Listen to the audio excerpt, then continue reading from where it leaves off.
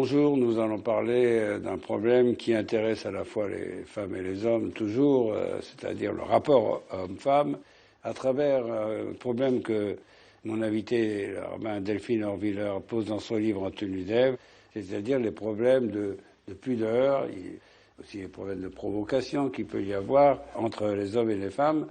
Et le judaïsme attache une importance particulière à la pudeur. Ce mot, d'ailleurs dans la Bible, lorsqu'il est utilisé, ne concerne pas les rapports entre les hommes et les femmes, mais c'est un prophète qui dit « Qu'est-ce que Dieu te demande sinon de marcher avec pudeur ?»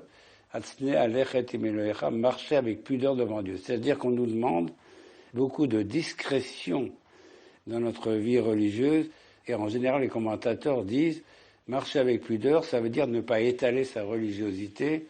La pudeur, ça concerne aussi notre rapport au judaïsme. Oui, c'est une modestie et une humilité qui nous est demandée, et je pense que c'est une notion qui est chère au judaïsme, vous l'avez dit, mais qui est particulièrement importante à explorer aujourd'hui, au moment où on est dans une société où la pudeur et où la transparence est élevée, où l'impudeur et où la nudité et la transparence sont parfois élevées en valeur. On a l'impression, à la fois dans les médias ou dans la vie politique, que l'exhibitionnisme. Oui, ou vouloir cacher quelque chose est toujours vécu comme suspect. Il suffit de ouvrir la télévision pour voir toutes ces émissions de télé-réalité où des gens se mettent totalement à nu. Alors bien sûr, parfois physiquement, mais pas toujours.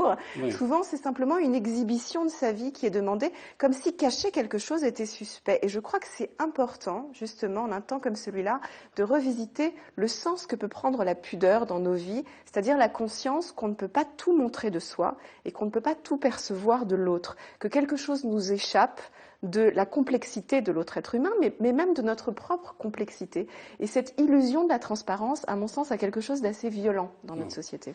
Le rôle du vêtement, en principe, c'est de nous permettre justement de nous habiller de manière pudique, mais dans votre livre, vous soulignez une des ambiguïtés du vêtement, puisque le mot vêtement en hébreu beged signifie en même temps trahison. Alors moi, je pourrais écrire un livre entier sur les interprétations qu'on peut donner de ce mot trahison. Pourquoi le vêtement trahit? On peut dire que trahit des désirs particuliers. En même temps, il signifie quelque chose. L'uniforme signifie quelque chose. Dis-moi comment tu t'habilles, je te dirai presque qui tu es. Oui, effectivement, l'hébreu est à cela d'étrange que toute la sémantique hébraïque du vêtement et de la nudité a cette ambiguïté sémantique. Alors vous l'avez dit, beged, c'est à la fois le vêtement et bagad, la trahison. Mais on pourrait citer aussi meil ou ma'al, qui en hébreu signifie le manteau, mais aussi tromper l'autre.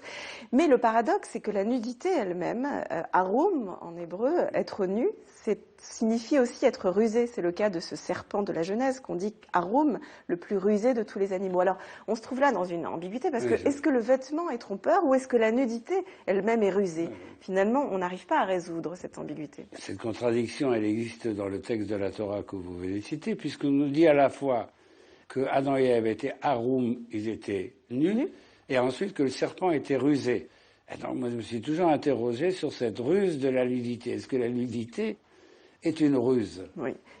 C'est d'autant plus troublant que finalement, voilà, le serpent, il est considéré comme rusé et nu, mais à la fois il perd sa peau, donc il a un vêtement qui lui échappe lui aussi plusieurs fois par an.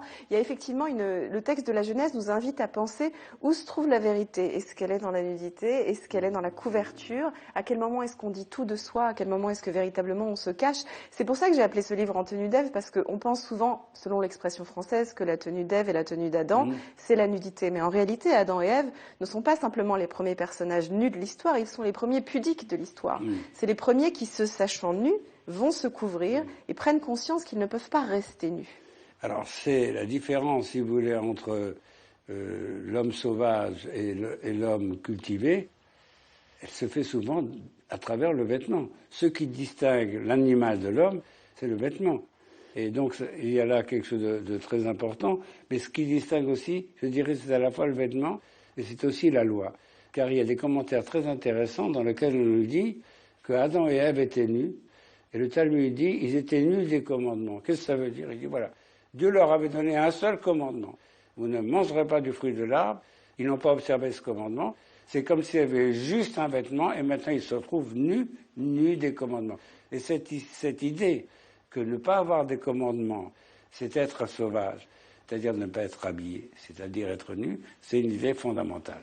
C'est une idée qui est chère à la Kabbale. On le retrouve dans toute cette idée du lévouche, de s'habiller, comme étant le commandement, une enveloppe de soi. Du revêtement. D'ailleurs, vous écrivez dans votre livre, c'est un commentaire très original, vous dites que la Torah est nue et que les commentaires des rabbins habillent la Torah. Oui, je crois que nos textes nous enseignent que le pshat, littéralement ce qu'on appelle le pshat, qu'on traduit parfois, à mon avis, à tort par le sens littéral du texte, en réalité, en hébreu, pshat, en hébreu, les hitpachet, ça veut dire déshabiller. Donc le texte, dans son pshat, est tout nu. Or, les rabbins nous disent, surtout ne vous arrêtez pas au pshat, c'est-à-dire ne regardez pas le texte tout nu, ne le lisez pas tout nu, ne lis donc pas tout nu.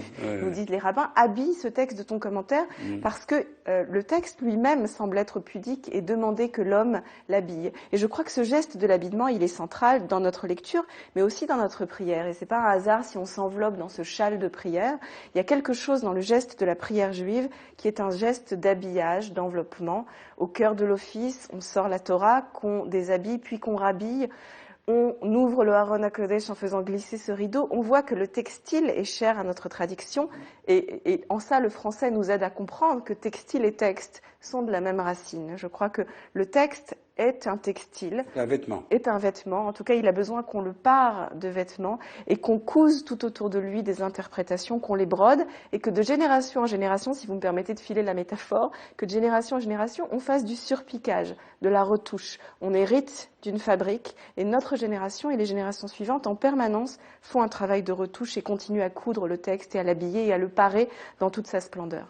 Bon, la civilisation consiste à passer de la nudité à l'homme habillé à la civilisation et à la culture. Et ce qui est très intéressant, c'est que la nudité, dans les débuts de l'histoire biblique, joue un rôle important. Adam et Ève sont nus et ils ont besoin de s'habiller. Comme je l'ai dit, ils étaient nus des commandements. L'homme sauvage va devenir l'homme cultivé. Mais tout de suite, dans le début de la Genèse, on continue avec des histoires de nudité, notamment l'histoire de Noé. Alors, vous voulez nous raconter l'histoire de Noé pour ceux qui ne la connaissent pas? Oui, alors 10 générations après Adam arrive un nouveau, celui qu'on pourrait appeler un nouveau premier homme, puisque la génération de Noé, c'est celle qui va être détruite et débuter à nouveau. Et l'épisode de Noé, celui que tout le monde connaît, c'est bien entendu l'épisode du Maboul, de cette... Dites bien le déluge, parce qu'on va croire qu'il s'agit du... Oui. L'épisode du déluge est sans doute l'épisode de Noé le plus connu le concernant. On oublie souvent de raconter ce qui se passe après ce déluge. Épisode étrange qui nous est conté, soudain, on nous dit que Noé va planter une vigne, il va s'enivrer du vin de cette vigne, et il va alors entrer dans sa tente et se mettre à nu. Il se déshabille, et dans cette inconscience, dans ce temps d'inconscience, un de ses fils, Ham, va entrer dans la tente et voir la nudité de son père. Qu'est-ce qu'exactement, qu'a-t-il vu, qu'a-t-il fait? Nos commentateurs, bien entendu, vont tenter de le comprendre. Toujours est-il qu'en sortant de la tente, il est parti raconter à ses frères la nudité de son père. Il s'est moqué de son père. Il lui a manqué de respect, il a dit, vous avez vu, papa, il s'est mis tout nu. Il a raconté cette nudité. Noé se réveille, et là, chose encore plus étrange, dans le verset, il nous est dit que Noé sut ce que lui avait fait son fils. Ce qui, bien entendu, surprend les commentateurs. Si son fils n'avait fait que le voir, pourquoi Noé aurait-il su que quelque chose lui avait été fait? Et voilà qui suffit à nourrir, bien entendu, le Midrash et toute l'interprétation rabbinique qui va tenter de comprendre ce qui s'est véritablement passé dans cette tente du père Noé. Qu'a donc bien pu lui faire son fils? Et quel est le problème que pose cette nouvelle nudité du texte? Oui, ce que le fils a voulu faire, d'après la tradition rabbinique, les commentaires, c'est qu'il a voulu castrer. Il a voulu castrer son père pour qu'il n'ait plus d'autres enfants. C'est très très curieux comme type d'allégorie, la relation père-fils, dans laquelle le fils veut l'exclusivité de la filiation. Oui, nos rabbins donc voient, nos sages considèrent qu'il y a eu un type de violence sexuelle, c'est-à-dire que cette nudité du père exposée a mené vers une violence à caractère sexuel. Et nous disent qu'en fait, seule la pudeur, seule cette sniout, à la fois vis-à-vis de son prochain, mais aussi vis-à-vis entre les générations, c'est-à-dire le fait qu'on ne puisse pas tout voir de la génération précédente ou de la suivante, est garante d'une non-violence entre les générations. La loi juive interdit de voir son père ou sa mère nu pour un enfant. Cette nudité, d'ailleurs, c'est ce qu'on rappelle au cœur de Yom Kippour, la l'après-midi de Yom Kippour, il y a cet énoncé qui est au cœur du Lévitique que nous lisons à la prière de l'après-midi, l'interdit, ce qu'on appelle l'énoncé des interdits sexuels, tous ces gilouillés arayot, ces interdits sexuels que nous énonçons. Nous ne devons pas voir la nudité de nos proches, qu'il s'agisse des partenaires de nos proches ou de nos proches eux-mêmes. Donc ce rappel de la distance au sein de la famille nécessaire, cette pudeur nécessaire qui a été violée par les fils de Noé, avec les conséquences que l'on connaît, puisque les descendants de ce Ham, de ce fils, son fils s'appelant lui-même Canaan, vont être maudits pour les générations. Oui, c'était intéressant, non seulement nous lisons ce livre à Kippour, mais que l'interdit sexuel, il n'y a pas de terme dans la Bible pour désigner les interdits sexuels, alors qu'il y a toute une liste, on lit effectivement à Yom Kippour, d'interdits, d'avoir de l'inceste, avoir la relation avec sa mère, avec sa fille, etc. Eh bien, il s'exprime par le fait de dévoiler quelque chose. Donc il y a un rejet de la nudité comme quelque chose de profondément agressif.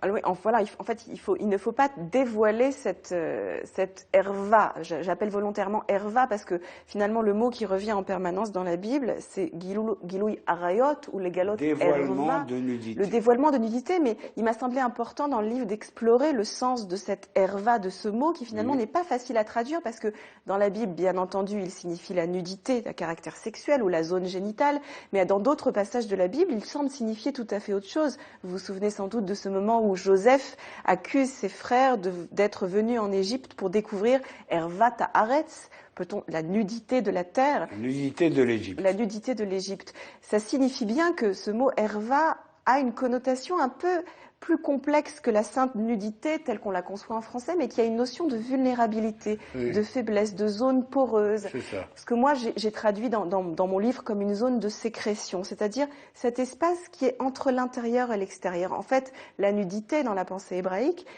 ou le risque de dévoiler la nudité, c'est le risque de percevoir un peu trop de l'intérieur de l'autre, d'un peu trop percevoir ce qui se passe à l'intérieur et ce qui devrait rester caché. On ne devrait pas tout percevoir de l'intérieur de l'autre, mais il y a un voile qui est nécessaire et un dévoilement qui est perçu comme dangereux. C'est quand même un problème très contemporain, puisque vous y faites allusion dans votre livre. Se pose aujourd'hui le problème du voile, le problème du niqab, etc. Et que notre société n'aime pas tellement que les gens soient voilés.